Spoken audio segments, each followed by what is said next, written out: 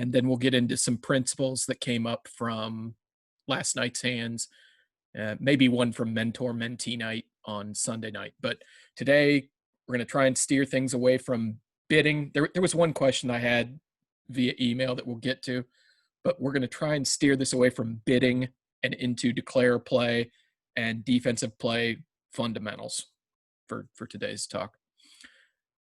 All right. What does my BBO nickname mean? A. Dufresne is the main character in Shawshank Redemption. All right. So let's get to this PowerPoint slide that I made for today. All right. So I imagine that if you're here, you're going to listen to this and go, yeah, of course I know this.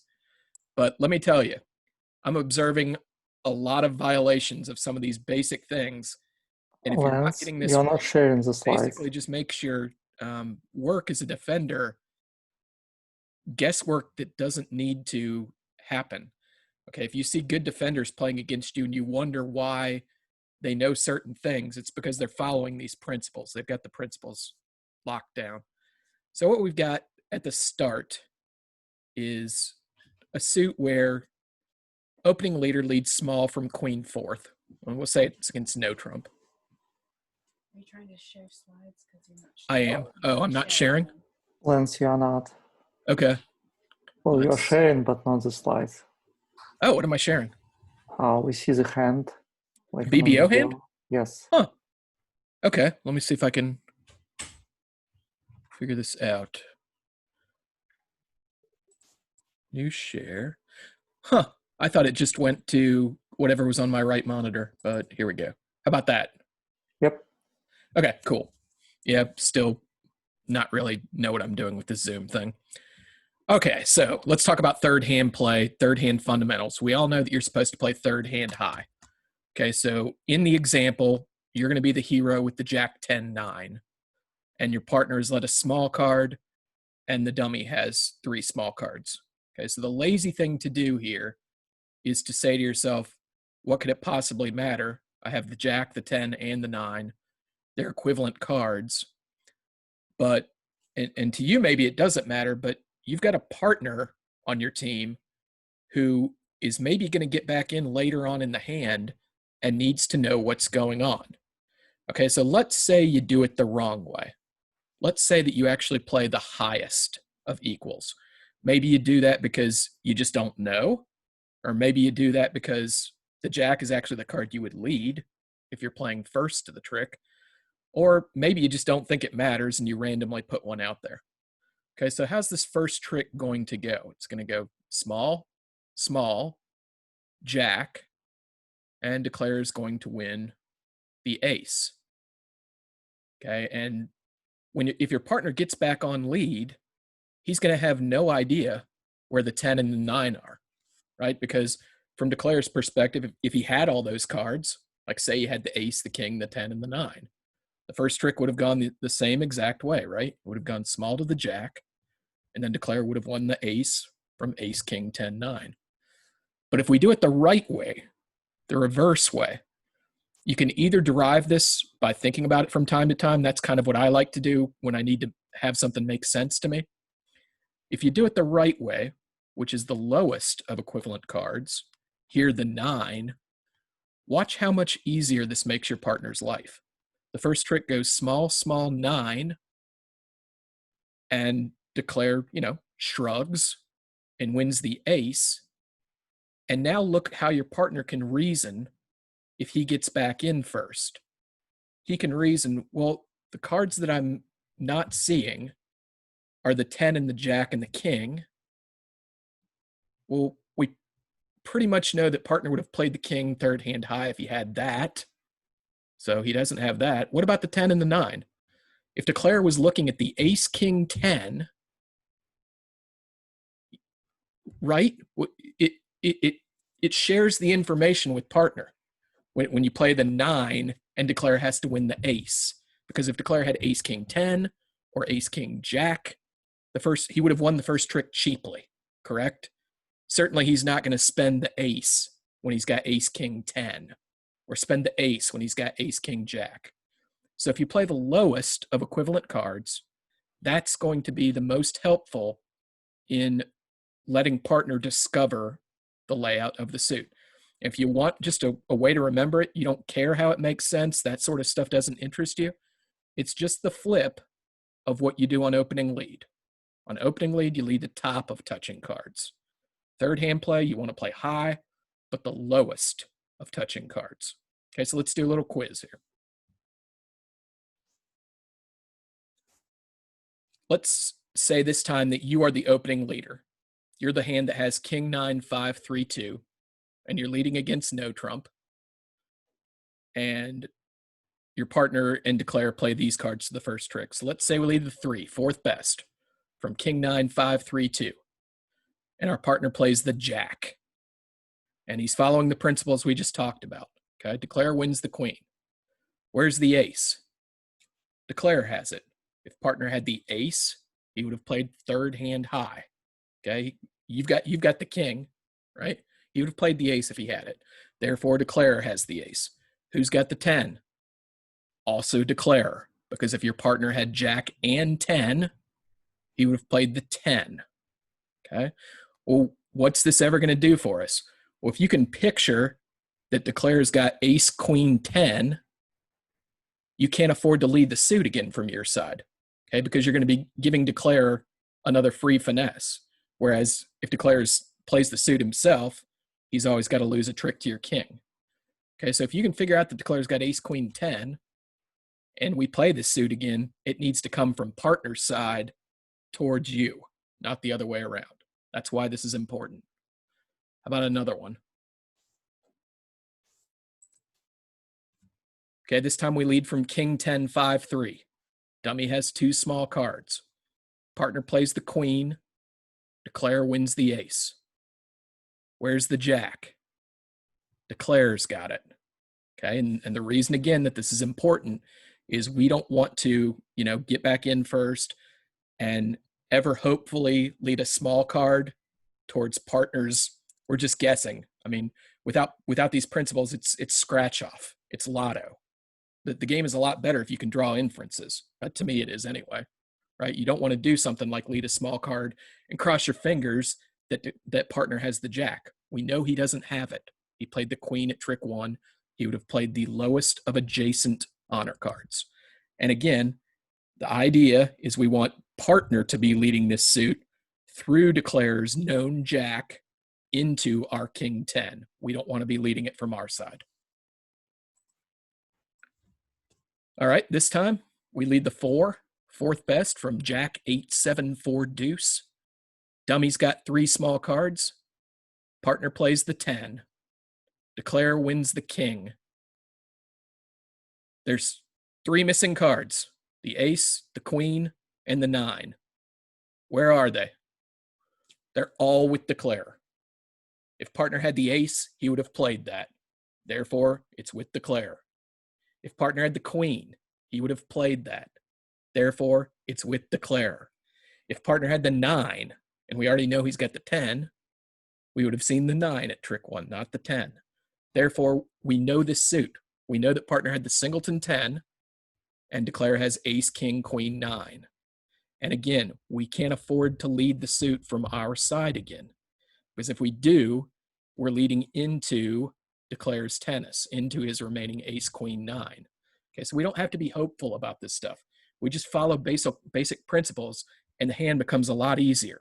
We look at a suit like this and say, there's no future in it. And in fact, if I lead it again, I'm blowing a trick. I'm giving away a trick. One more. Lance, one thing on that one. Yeah. If you're the declarer, you're going to play the ace, not the king. Bingo. Yes. You can make the defenders' lives as difficult as possible in most situations by playing your highest of equivalent cards. There's a couple of exceptions to that, and I'll go into it in a second when we talk about taking a finesse. The same principle applies. We'll turn it around and do it from the offensive side. But Henry's 100% right. The most deceptive thing you can do as declare is to win the highest of equivalent cards. that will tend to make the defender's lives as difficult as possible. And quick segue before we go to the last one, just from a bird's eye, whatever you want to call it, big picture scheme. With some very rare exceptions, if you were a defender, your job is to show your hand to partner. Okay, like if we got one magic wish, that would be what we're trying to do with all of our carding. We want to show partner what our hand is. There might be a couple of exceptions to that where it's actually important to try and deceive declare, but basically that's going to be the game plan. Like all the defensive conventions and carding is set up to paint the clearest picture to partner, and we go on the theory that showing partner our hand is going to be more helpful to him than it is helpful to declare, even if we're occasionally giving away information to declare here, right? Like, you know, when we play the 10 in situations like this one right up here, and declare is not looking at the 9, he's also allowed to draw the inference that, you know, the 9 must be with the opening leader, because if you had the 10 and the 9. Anyway, my point is, even if you're giving away information to declare, it's going to tend to be more helpful to your partner.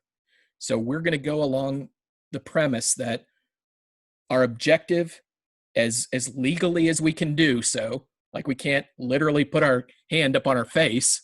We could try that, probably not going to get away with it. That's what we're trying to do legally, to show partner our 13 cards, all right? And if you're declare, it's the exact opposite. You are in the business of not showing the defender your 13 cards, okay? But yeah, very good point on the play the highest card in most situations as declare. All right, last one. We lead the deuce from king 8-3 deuce, right? Fourth best. You know by now that 3 small cards come down in the dummy. And your partner plays the 10, and declare plays the queen. Now, where's the ace? Declare's got it. If partner had the ace, he would have played the ace at trick 1, you know, trying not to potentially blow a trick to declare's unprotected queen, right? So we know declare has the ace. Where's the jack? We're actually not sure on this one, right? It could be the case that partner's got the jack.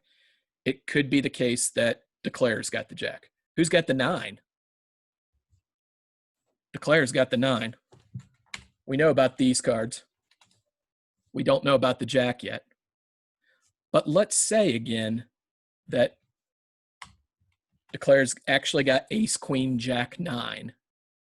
Notice that if you follow the point that Henry brought up, where you play the highest of equivalent cards, so the first card goes small, 10, queen, which is the right idea. Now we're back to the original slide where opening leader doesn't know who's got the jack. If you play the jack from this, okay, let's say first trick goes small, 10, jack, and we change the slide to say, where's the ace and where's the queen and where's the 9? Declare has now given away the location of all 4 of those cards. Okay, but if they play the queen, we've still got some, we know about the ace, we know about the 9, we still don't know about the jack.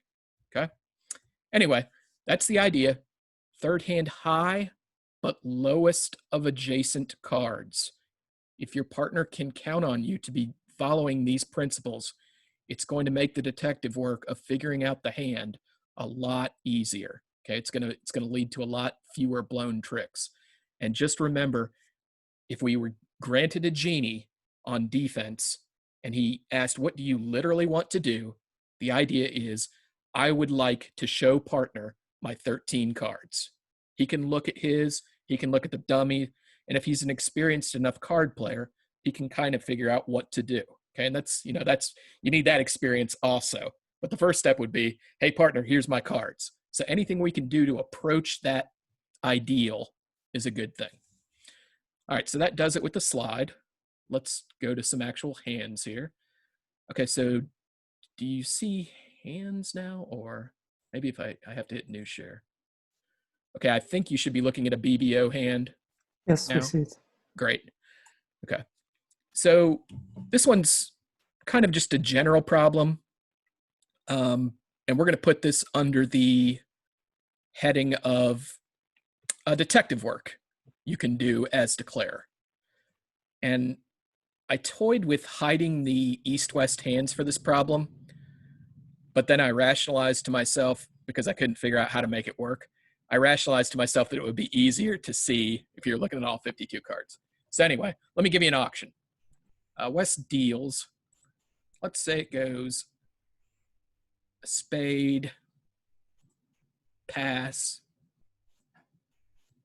a forcing no trump, and you chip in 2 clubs. This is definitely a Lance approved 2 club bid. You have aces, you have a great suit, you have a 6th card in the minor. These are all nice ingredients for 2-level overcall. And the next thing that happens is West continues, to bid his pattern. He doesn't have a whole lot of high card points, but he's got 5-5 shape. So he's going to bid 2 hearts. And let's say that your partner bids 3 clubs. And your right-hand opponent bids 3 diamonds. And you decide to bid 4 clubs and play it there. That auction is reasonable enough. If you don't love it, it's not the point. And let's say that the opening lead is the king of hearts, which it would be. I want to give you an idea of just how much detective work you can do by just listening to the auction. Okay, so we've heard that auction, and again, like if you're playing against the robots, you can always click the contract, or if you're playing at the RBC, you can always click the contract. The auction will show up, right, to refresh your what happened during the auction. And once we're through with that, we can click inside this box to hide it again. But here's the basics. West bid spades, then he bid hearts, and East bid a forcing no trump the first time around, and then kind of bid 3 diamonds out of the blue later on. So let's see if we can figure out what the shapes of those 2 hands are. Okay, so first of all, we know that West definitely has 5 spades at least, and we know that he has 4 hearts at least, and we know that East, like, if East is a complete madman, he has only 5 diamonds, but probably East has at least 6 diamonds, just from the bidding. Now let's think about a couple of things that didn't happen. We only have 5 hearts between our 2 hands. If West had 5 spades and 4 hearts, that would leave East with 4 hearts also. And don't you think that instead of bidding 3 diamonds, he probably would have competed in hearts? Like if he was going to take another call, he would have known that hearts was the right fit. So if the hearts were 4 and 4, we almost certainly would have heard East raise hearts instead. So we can kind of figure out that the hearts are distributed 5-3. What about the spades? Is it possible that West had 6 spades instead of 5? What would that mean? Well, we're looking at 7 between our hand and the dummy, and it would have given West ace, king, jack, 10, 9, 6th of spades to go with the 5 hearts that we just worked out. Don't you think he would have led the ace of spades if that's what we're going on? Therefore, he probably only has 5 spades to go with his 5 hearts. Let's get back to that diamond suit. And we said East probably has 6 diamonds, maybe 7. What if East had 7 diamonds? We have 3 in our hand, 2 in the dummy. That would have left opening leader with 1. And wouldn't it have been a pretty attractive lead option for him to lead a singleton diamond? I mean, he's also got the king, queen of hearts combination that we know about. But I would tend to think that the diamonds are 6-2 because they didn't lead a diamond. Once we got 3 suits counted, we've got the 4th suit counted. And what do we know about the spade suit? If it's 5-1, what would West have led if he had ace, king, whatever, 5th? Wouldn't he have probably led that instead of the king of hearts from king queen. Like the ace king leads generally top the priority chart over king queen leads. So we also know the East has specifically the singleton king or the singleton ace of spades. All right. We can do that all at trick 1. All you've got to ask yourself is what the auction means. What does it, what inferences can I derive from what happened and what didn't happen? So we've done that detective work. We should feel like, pretty self-satisfied that we've done that. Let's see if it can actually help us in the play. This is where we get into counting tricks, which is another of your basic tools that you've just got to exercise. And again, like I can feel the eyes rolling, but I've seen enough of the hands that get played online. People are not counting tricks. Like they either refuse to because they think it's beneath them, or they're too lazy, or they don't know how. But one thing I can tell you for sure is that they ain't doing it. Okay, so let's count our tricks. Boring as it might be. We have the ace king of diamonds for 2. We have 6 club tricks, right? Our trump suit is solid. We've got the ace king, queen, jack, 9. We've got it all. And we've only got 6 cards in our hand. So we can only take a maximum of 6 tricks unless we trump things in the dummy. So 2 diamonds, 6 clubs, ace of hearts is 9. And I see one other trick. If we can manage to play a 3rd diamond and trump it in the dummy before we pull all the clubs, we'll get a 10th trick that way. What is one more trick we can get? If we've worked out that the East must have the singleton king or ace, we could just duck a round of spades, right? That's going to force the ace of the king on our right, and then we can lead another one up, and you can score, making 5 on this deal just by counting your tricks and just by thinking about that auction. And let me tell you too, like there was nothing in that figuring out what's going on via the auction that you're not capable of doing once you've played, a handful of sessions of bridge. You may not have a whole lot of experience doing it. You might not be in the habit of it. You might honestly be too lazy to do it, but it's not undoable. It's not rocket science. It's just it's a logic problem pretty much. Okay, so we would go ahead and play the ace of hearts. We can play 1 club off.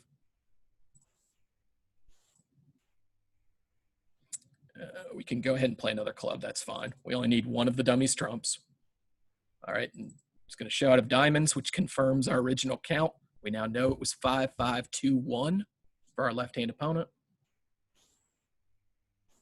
At this point, we should go ahead and rough our diamond. We know this is completely safe, right? Because our right-hand opponent's the one with the diamonds and the one with the last club.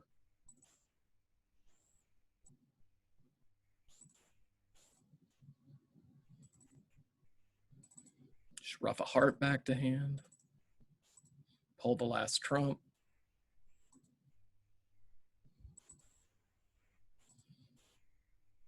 And now, instead of leading a spade up towards, like if this were just a vacuum, if you didn't have the information that the opening leader had failed to lead the ace king of this suit, in a vacuum, the right play might be to lead 1 to the queen. But here we've done our detective work, and instead we can just grin, play small from the dummy, which is going to force the king.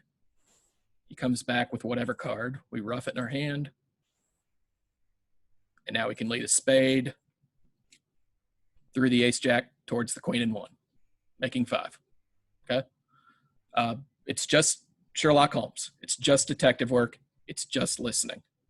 There's nothing unattainable about anything that went on here. All right, so that's our Sherlock Holmes play for the day. Let us go to another example of counting tricks. This one is from the mentor-mentee game on Sunday night.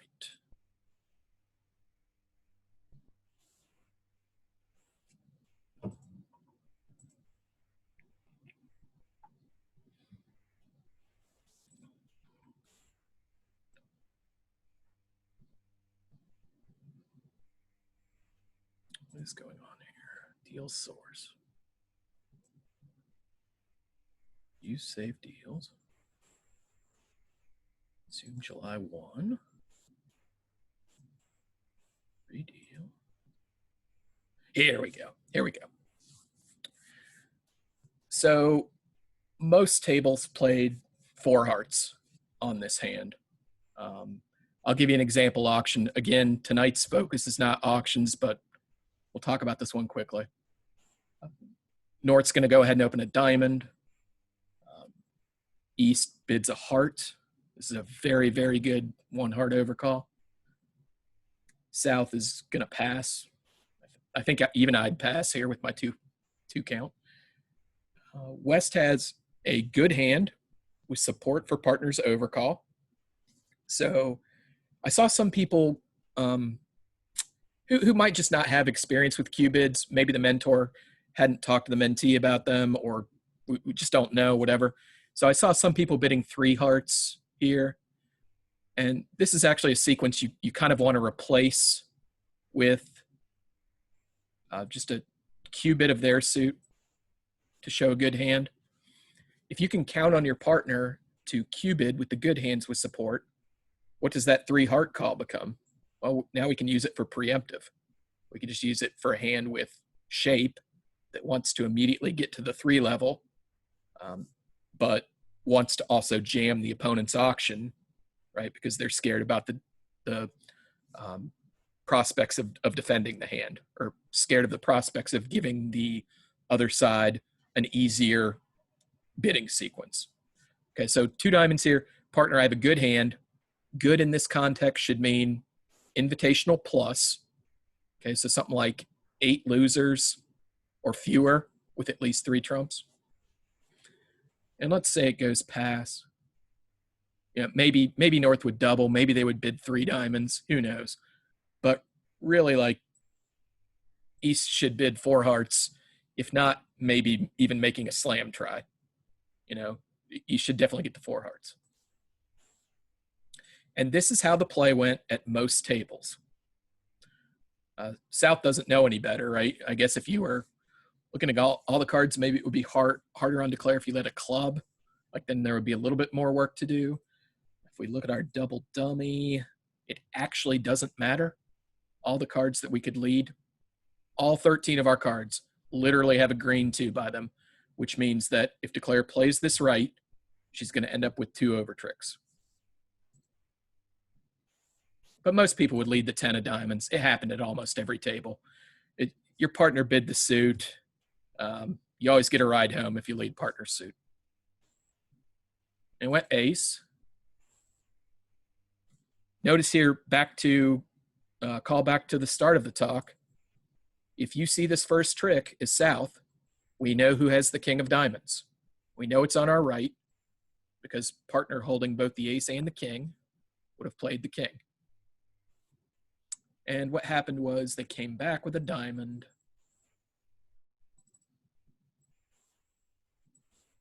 Okay, so the play branched off in a few ways here, but what happened at a lot of tables was that people ended up taking a club finesse. And I think this is informed by 2 things. A, people aren't counting their tricks, back to that, because either they don't know how to, or like, that sounds like work and I'm here to have a good time. Working can be a good time. You know, it's not a mutually exclusive thing. It's fun trying to solve puzzles as far as I'm concerned. Let's do our trick counting as East. We have 1 diamond. Assuming these hearts behave anything but queen 3rd on our left, we have 7 heart tricks. So we're up to 8 tricks in the red suits. We have the ace of clubs for 9. And we have the ace, king, queen of spades for 12. What does this tell us about the club finesse? It's what's called a practice finesse. It's a finesse that cannot gain. If you take the finesse here, you're finessing for your 13th trick, which you already can't get because they've got 1 in the bag. There's only 12 left. So it'd be the height of folly here to take this club finesse. And I think it's just not counting tricks, and people see a finesse and they're excited to take it. You know, there's also a clue that the club finesse isn't working, being what? There's only a few high card points missing, and our right-hand opponent opened the bidding. So that's like, even in a vacuum, that's almost enough reason not to take the club finesse right there. So the idea is, let's say we lay down a trump. Okay, we don't need dummies trumps. We don't need to rough anything in the dummy. That should be the green light to go ahead and figure out what's going on in trumps. Go ahead and pull trumps. Everybody follows. That means there's only one trump outstanding. We go ahead and draw it. And now all we got to do is unblock the ace of spades, lead a club, and if you've counted your tricks, do not take the finesse. Okay, our 8 and 6 of clubs are going away on the king, queen of spades. Don't take the finesse. Count your tricks. You'll know enough not to take this finesse. Then we just play the king of spades, ditch a club, play the queen of spades, ditch our other club, and bridge is easy. Okay, that's all there is to it. The only reason that people, and there were, I think, at least 5 tables who took a club finesse after that exact start. You know, and if you happen to be one of the people who did that, and you're listening to this, like, I guess it's sort of my point to shame you, but it's a mistake that can be avoided by just counting your tricks. Just count your tricks. Just count your tricks. You'll be amazed with how many silly mistakes you can avoid. Okay, so that's that hand. There was another hand I wanted to do. This is from either Monday or Tuesday morning this week. A lot of times, East got to 3 no trump. Sometimes they played diamonds. It doesn't matter a whole lot, but it serves our purposes fine for East to declare 3 no trump here. So I'm not even going to give an auction. I'm just going to put East on lead with 3 no trump. It happened at a lot of tables. I didn't pay a whole lot of attention to how they got there. Every once in a while, people played 5 diamonds. Normally, you want to play 3 no trump instead of 5 diamonds. I'll spare you that speech. And it looks normal for South to lead the queen of hearts. Okay, so when dummy comes down, what do? We count our tricks. And, you know, North's going to go up ace here. A, to unblock the suit. B, in some crazy universe, maybe East has the singleton king. It's usually not going to be like we'll be able to figure it out. That's not going on the bidding. We certainly know that East has the king, though, because this is a situation we're very comfortable with. We know that partner would have led the king if he held both the king and the queen. So from North's perspective, East has to have the king of hearts. We're winning the ace, and then we're returning the suit as a way to unblock the suit. Like if you were North-South declaring no trump, the way you would play the heart suit is high card from the short side first to unblock it, and then low back towards the queen-jack side. So we're doing the exact same thing we'd do if we were declaring the hand. And a heart came back almost always. Let's count our tricks. We have 1 heart. We have somewhere between 3 and 5 clubs. Let's call it 3 for sure right now. So we're up to 4. We've got the ace of spades. That's 5. And this diamond suit, okay, there's 6 in one hand. There's 3 in the other. This diamond suit is always good for 6 tricks if you play it the right way. And the right way is we start with a high card from the side that has two big cards, right? Like West has the ace and the queen. East only has the king. So in general, the safety play here is going to be, and there's an exception to this, but for this hand, in general, the play is going to be a high card from the side that has 2 of them so that we can cater to either opponent having jack fourth. Okay, there's only 4 cards out there. Ask yourself what could go wrong. Well, one opponent could hold jack XXX. Is there anything we can do about it? Yes. If we play the ace of the queen first, we can finesse through either opponent that holds jack third remaining. Okay, so if we figure that out, we have 6 diamond tricks for sure. 3 clubs, 1 heart, 1 spade. That's 11. And there's a lot of different ways that we could come up with a 12th trick. Okay, there could be a squeeze. The club jack could fall, either singleton or doubleton, and that would promote our 10. Or the club suit could just be running the whole time. Okay, but one of our principles is if we have 11 tricks and we've lost 1, that's time to start winning tricks. So at a lot of tables, again, East ducked this trick. That's not the right idea when you've already got 11. Okay, so we want to play the king. We'll pitch a spade off the dummy. And watch what happens if you lazily, like if you fall back into your Audrey Grant nursery rhyme type bridge, which is play the high card from the short side. And let me tell you, if this was an open game, more tables started this suit with the king than doing it the right way. What happens if we play the king of diamonds? Our right-hand opponent's jack fourth is grown into a trick, right? They're going to have the protected jack behind the ace queen fifth. So let's not do that. Let's instead play a diamond, and we're going to get paid off here, right? Let's play one to the high side.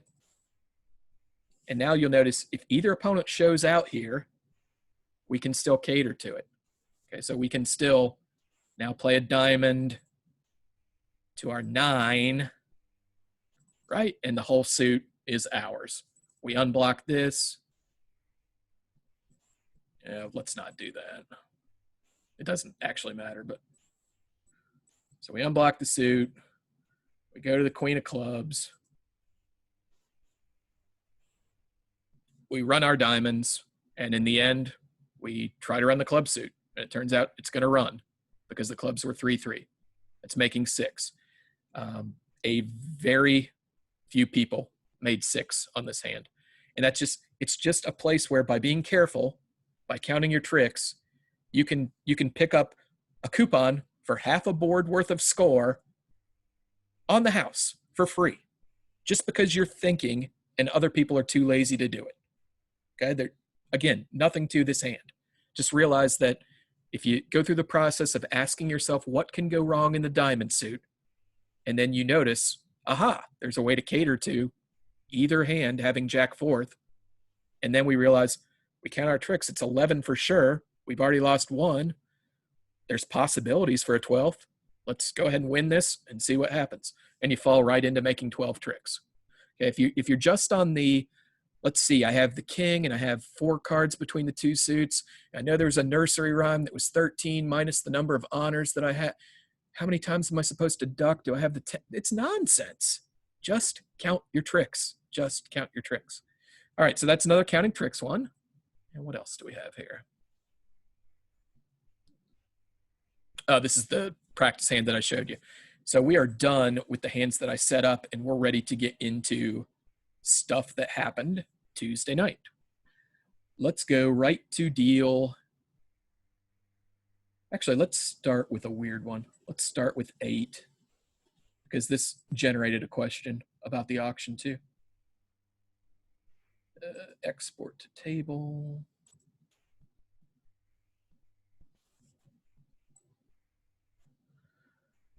All right, so this was one of the weirder, more fun hands of the night, I guess. Generally, it started West opening a spade. And I guess there's a couple of different routes you could have gone down here.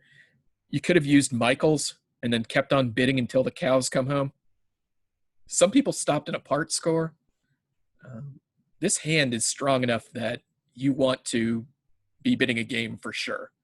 Like kind of even if partner doesn't have much, if he's got 3 red cards, if he's got 3 cards in one of those suits, we're like really close to making a game, 4 hearts or 5 diamonds in our own hand.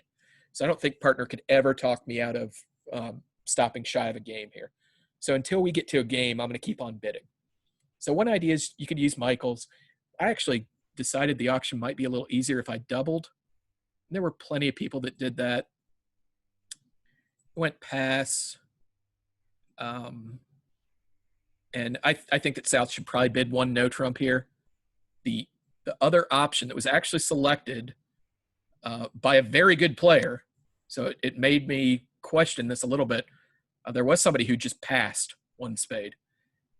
I don't think that's the right idea just because your spots aren't great and it looks like, they can make a spade doubled too often. But a player stronger than me passed this hand, just being transparent about that. I think the right idea is to bid one no trump. And it went pass, and here's where the question came in. North at a lot of tables, including mine, I bid 2 spades with this hand. And the question was, what does that mean? So in general, below games, our top priority is to figure out what game we need to be playing. Like there's going to be some times when Q bids mean I have support for you and have a good hand.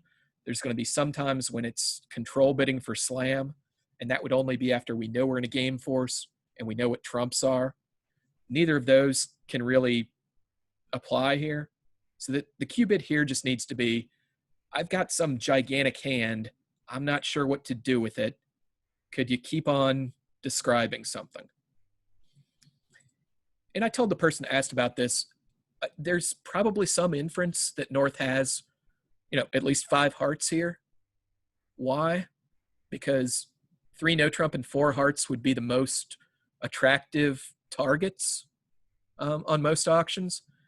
And South probably doesn't have 4 hearts, because if South had 4 hearts, she probably would have taken the double out to 2 hearts rather than 1 no. I mean, that's not 100%, but most of the time we'd have heard about a 4-card heart suit.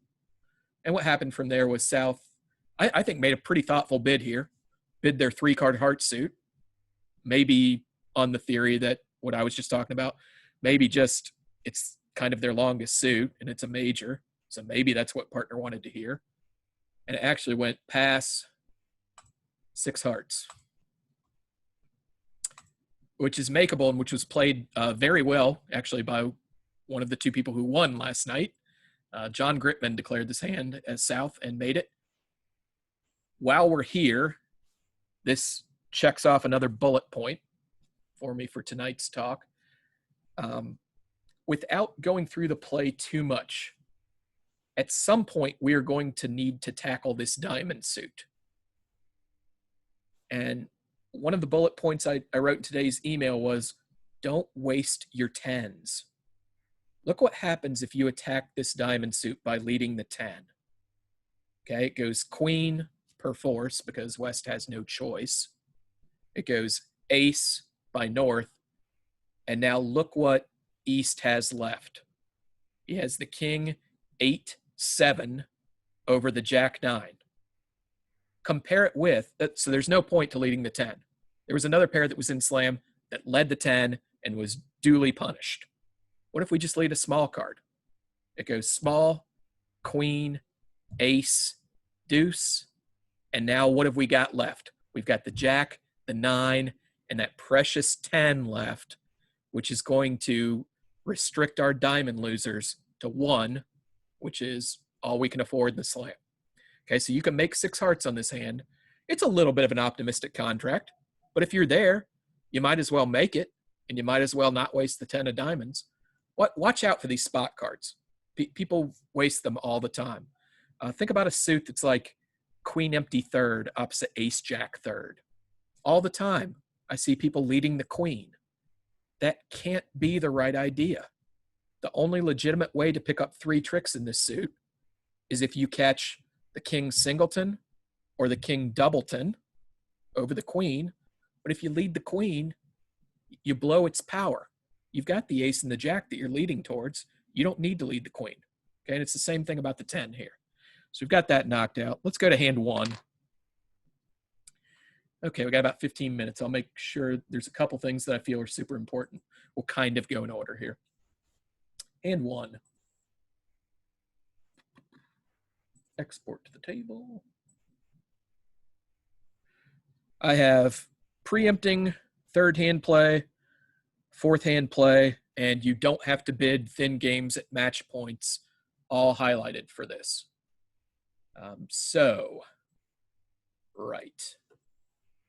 This went pass, and I'm seeing, I think I even talked about this last week. I'm seeing a lot of people getting cute with their preempts. Ignoring for a second whether or not you think a hand is a pass or a one level bid or a preempt. Like, let's throw out that discussion for a second and just pretend that you've decided to preempt. With very rare exceptions, if you've got a 7-card suit, bid at the 3 level. If you've got a 6-card suit, open it with a weak 2. If you have an 8-card suit, open it with a 4 level bid. I don't know what it is, but people are getting cute and doing things like deciding this is a diamond preempt. And again, I don't want to go down that rabbit hole or get in an argument about whether we should preempt diamonds. But let's say that you've decided to preempt diamonds. Bid 3 diamonds. Don't bid 2 diamonds. I don't know why people are getting cute, but I'm seeing it a lot. And there's another hand that's on this. So if we decide to bid diamonds, let this be 3 diamonds or even 1 diamond. I like better than 2 diamonds. Don't be silly and bid 2 diamonds. It's like you're yeah. I'm not sure what analogy to use here. Just bid 3 with 7 of them. So there's that. And what else do we have here? I have 3rd hand play and 4th hand play. A lot of times, I think South ended up declaring hearts. So let's just say South declared 3 hearts and went pass, and West decided to lead their partner suit. Especially if your partner has opened 2 diamonds instead of 3.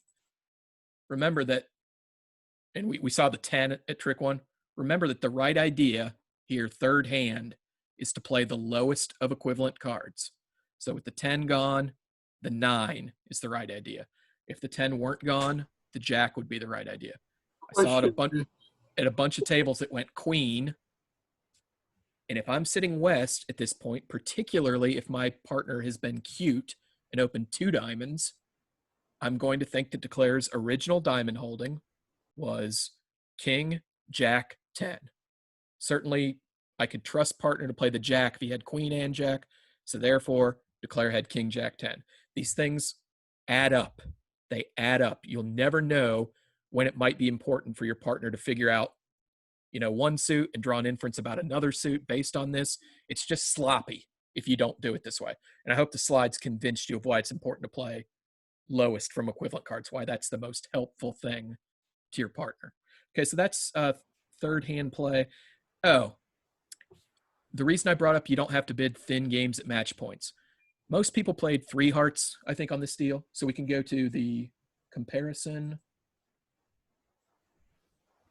Lance, on that hand, a question. Yeah. About preempting a minor when you have a 4-card major in your hand.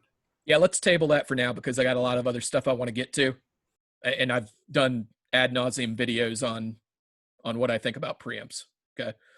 I wouldn't do it on this hand for kind of what you're talking about, but I don't want to go any further down that rabbit hole than we've already gone. So let's look at the Traveler here. And you will notice a lot of 3 hearts contracts. And if we go to the double dummy, I think it's going to tell us that we're entitled to make 4 if we optimize our play. Yeah, we can make 1 over trick in 3 hearts, which means we're entitled to make 4 if we play the hand as well as we can according to the lie, whatever. What I want you to notice, this is the important thing. It's not worth bidding 4 hearts. Like if you're in 2 hearts or 3 and you think the hand is touch and go about bidding a game, if you stay in 3 and make the game, look at what your score is. It's 96%. Okay, and in 3, making 3 is 65%. Why bid 4? Logically, if you bid 4, like one of the very first assumptions has to be you think you're going to make it. But if you think you're going to make it and you study enough traveling scores that look like this, we're risking we're risking minus 50, which would be a 27%. And we're willing to risk all that delta. We're willing to trade in our 96% to get a 27. when the only upside is, we could be in 4 hearts. Actually, I guess no one made it. There were a couple people in it that went down. Basic thing is 620 is the same score as 170. But I'll tell you what aren't the same scores: 140 and -50. There's a chasm between those two scores. So don't trade in your 140 for -50. 170's already got all the juice. You don't need to bid thin games at match points. All right. Let's go to transfer abuse, which was board 5. This is one I definitely want to get to. We're at 10 minutes, so let's make sure we get to this one.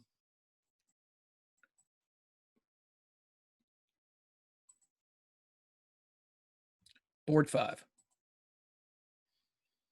And again, I feel like some of the stuff I said, people in the audience are going to be like, yes, Lance, that's obvious. But the proof in the pudding says it ain't obvious, because I looked down at the auctions and half the people have the auctions I'm going to recommend that you don't have. So I asked for Collins Williams' help with his double dummy, his random dealer program that will take a situation and deal partner 1,000 hands that meet the constraints. I'll show you what I'm talking about here in just a second. At most tables, this went pass, 1 no trump. Perfectly normal. It's 4-4-3-2 shape. That's a balanced shape. And we have 15 points. So just open 1 no trump and forget it. And it goes pass. So what I asked Collins was, I gave him West's 13 cards, and I said, please simulate 1,000 1 no trump openers that have a balanced shape between 15 and 17 high card points. They can have a 5-card major. We'll play that, that's fine. And I want you to tell me what the distribution of tricks is.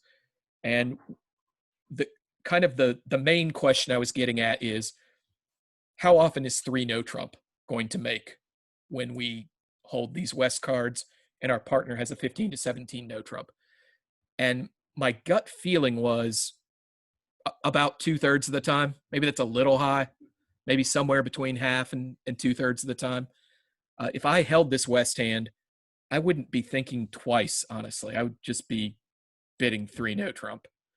And when Collins simulated the hands and came out with the answers, 3 no trump is a maker 61% of the time.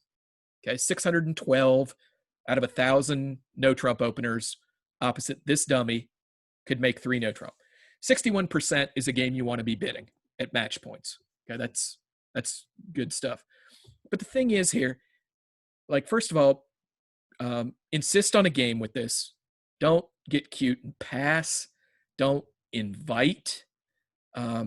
Just bid 3 no trump. And the other thing we definitely don't want to do is transfer to diamonds.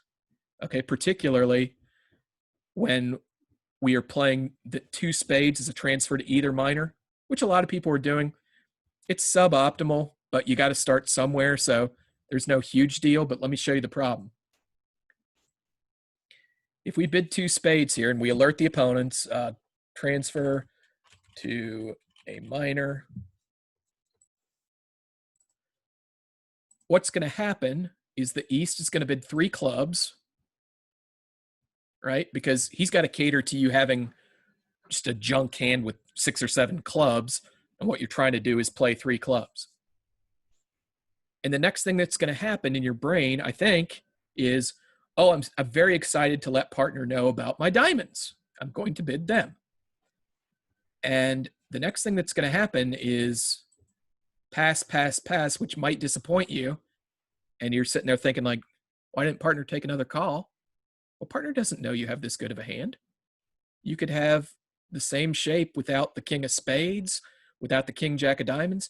You've made this auction look like I just wanted to get out in 3 diamonds. Partner has no idea that you have a good hand. So the next question might be like, well, how's partner going to know that I have diamonds? First of all, partner doesn't care. Here's how partner knows that you have diamonds. It goes 1 no trump, 3 no trump, because we just asked Collins and he said it makes 61% of the time. and they lead some card, and you put the dummy down on the table, and now partner knows that you've got diamonds. And partner should be very glad that you have diamonds, because if he does his trick counting exercise, that's 6 diamonds, 2 spades, and 1 heart. And we have a club stopper, so we have at least 9 tricks, and maybe 10 if something goes right for us. That's how partner knows you have diamonds. You don't have to transfer to anything. You just bid 3 no trump. Just bid 3 no trump. Just bid 3 no trump. Don't fool around with 5 diamonds. Don't fool around with 2 no trump. Don't fool around with pass. Don't transfer. Show partner that you've got diamonds by bidding 3 no trump. All right. What other rant did I want to go on with my last 5 minutes? I think we've already ranted about counting tricks enough.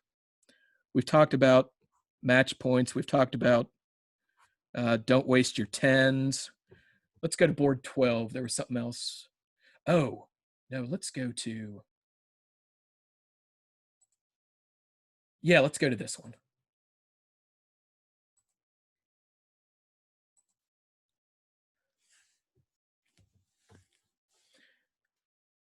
At most tables, North opened a club and it went pass.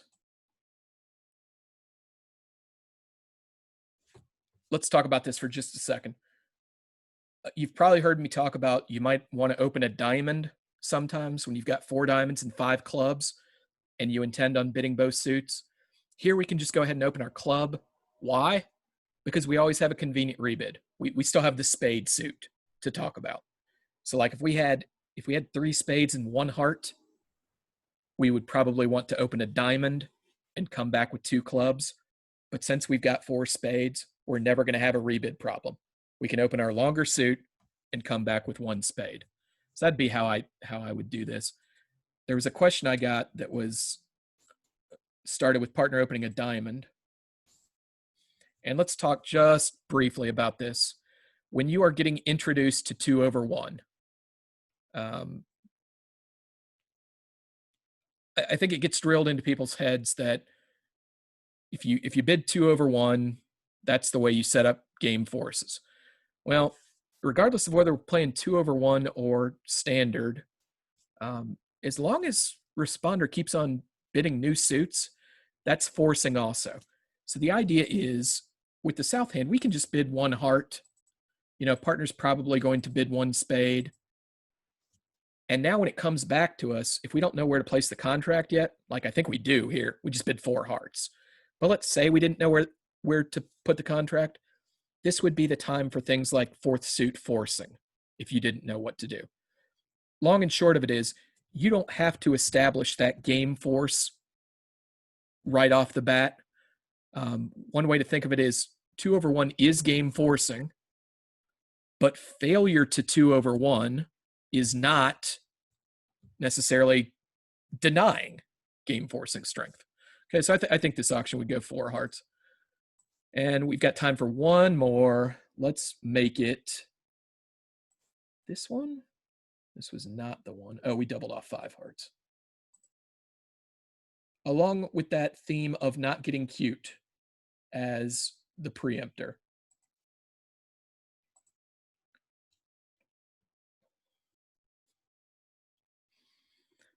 South dealt. It's equal vulnerability. Both are red. And you definitely want to bid some number of spades.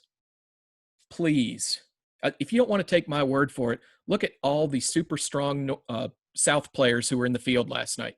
They all opened 4 spades, I imagine, without even thinking about it. You've got an 8-bagger. You've got 8-3-1-1 shape. Just bid 4 spades.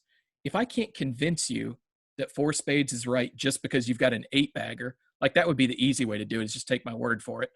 But instead, let's imagine that you get cute. I don't know if it's because people are weenies and they want to, I don't know what it is that compels people to bid only 3 spades with this, but they do it. Let's say it goes something like 4 hearts. Be honest. Aren't you going to feel like you haven't bid your hand? Doesn't every bone in your body want to bid 4 spades still?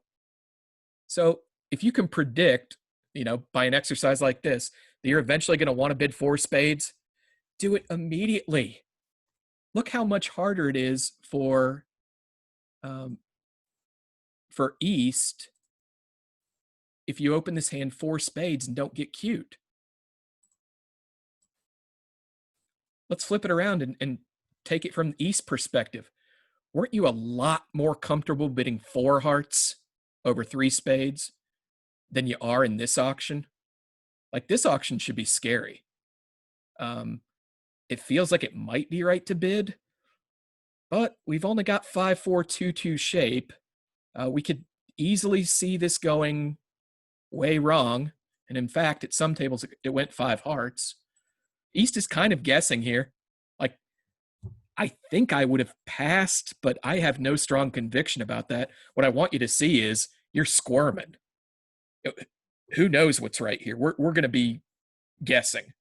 And anytime you can be on the opposite side of that guessing, like you're the ones watching your opponent squirm, that's when you know you did the right thing. Okay? That's when we know they're the ones that had to make the last guess. Let's say this went pass. At a couple of tables, North actually passed this out. I think that's the wrong idea. I think you actually ought to double. And a lot of the thinking is, my partner opened 4 red spades, and I have 2 aces.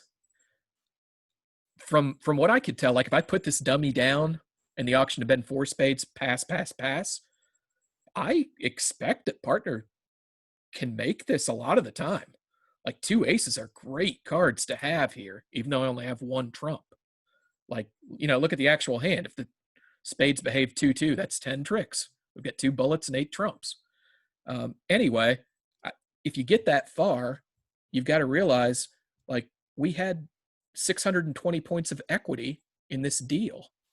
And I may need to protect that by doubling to try to get to 800 or to try to get to 300 instead of the 170 that the weenies who opened 3 spades got, or whatever the thing is.